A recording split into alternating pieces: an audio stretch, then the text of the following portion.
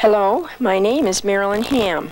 As a member of the Londonderry Historical Society, I'd like to welcome you as we travel along the roads of Londonderry.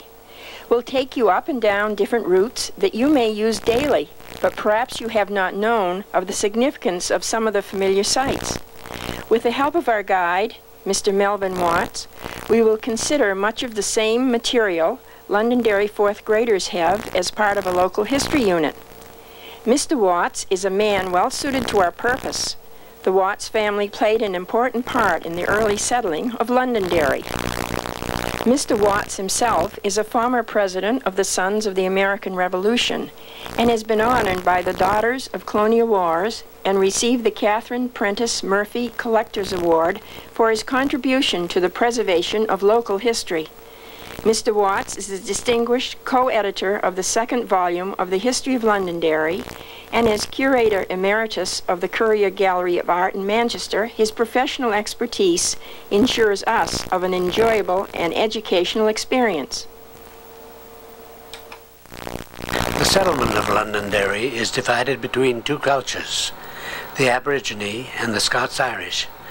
The word Aborigine means the earliest known inhabitants. Aborigine is preferred, for the words Indian and Native American can both mislead.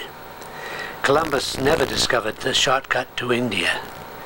The Aborigines were in no way related to Amerigo Vespucci, for whom the Western Hemisphere was named, since he mapped its eastern coastline.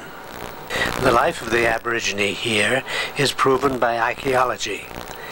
Aboriginal projectile points were generally of extremely hard, dark rock.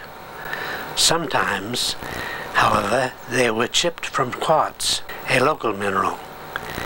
These projectile points, dated by the shapes of their shoulders, cover 7,000 years. The Londonderry Historical Society has projectile points found by the Parmenter family near the south end of High Range Road. Others came from the Webster family near the Coas Springs in the northern end of town. In the 1920s, Scobie's Pond was drained, cleaned, and restocked. In 6 feet of water, the fragment of an Aboriginal dugout was discovered. It was carved by the Aborigine from a 2-foot diameter tree trunk about 1718. Its bow rises as it glides over the water. Inside, it was carved flat to ease the knees of those paddling. One's imagination must complete the disintegrated high ends and sides to see the dugout as made. When left, it was weighted with stones so that the water and the lily pads would hide it. Lacking the oxygen needed to rock, its wood has been preserved for 200 years. The dugout may be seen by appointment at the Manchester Historic Association. 2 local place names are derived from the dialect of the Aborigine. The word musquash pertains to the muskrats which live in the area. Parts of Musquash Meadow have returned to primeval conditions, ideal for native wildlife. The Great Canada Swamp is drained by its spring-fed brook. The Coas Springs bubble from the sands southwest of Grenier Field. Surrounding our area are other places named by the Aborigine for nature's abundance.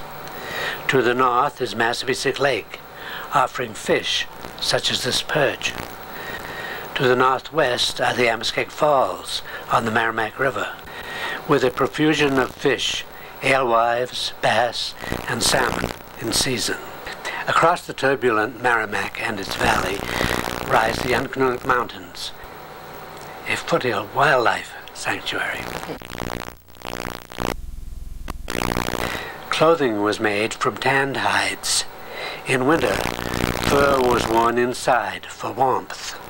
In addition to fish and meat, the Aborigine ate strawberries, black raspberries, and blueberries, leafy soups and greens of milkweed sprouts. Nuts in abundance were stored for winter use. Some, like the white oak acorns, were ground up and mixed with meat and meal in soups and puddings. The Aborigine made medicines from certain plants, They brewed cherry leaf tea for colds. They also boiled a syrup of white pine needles to treat sore throats. They made partridge berry leaf tea for stomach aches. Young wintergreen plants, called chink, were chewed to relieve canker of the mouth. The Aborigines' transportation system was on foot and by small boats. The European settlers' roads for ox carts followed the paths of the Aborigine. The Scots-Irish, mispronounced Scotch-Irish, is a 19th century term to designate the origin of the British settlers.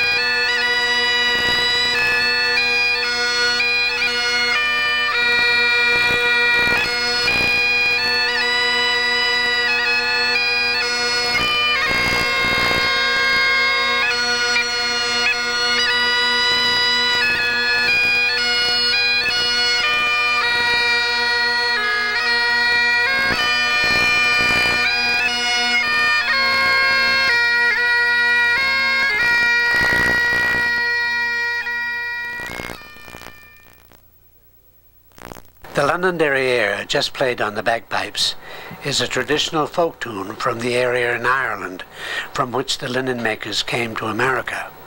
For emphasis of the linen makers' background, they wear tartans and play bagpipes, although both were forbidden in British colonies in the 1600s and 1700s. 5 shiploads of Scottish linen makers, prospective settlers from Northern Ireland, arrived in Boston Harbor in August of 1718. They sought wetlands needed to ret flax, the process used to separate the soft fibers from the woody stems.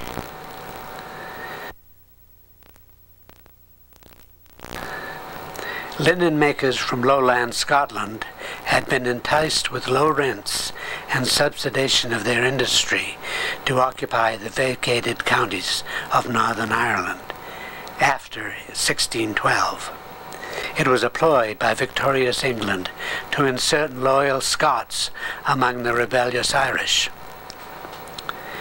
Between 1613 and 1630, the Corporation of London rebuilt the burned-out city of Derry and renamed it Londonderry. A century of strife continued with its climax in 1688, when there began a 7-month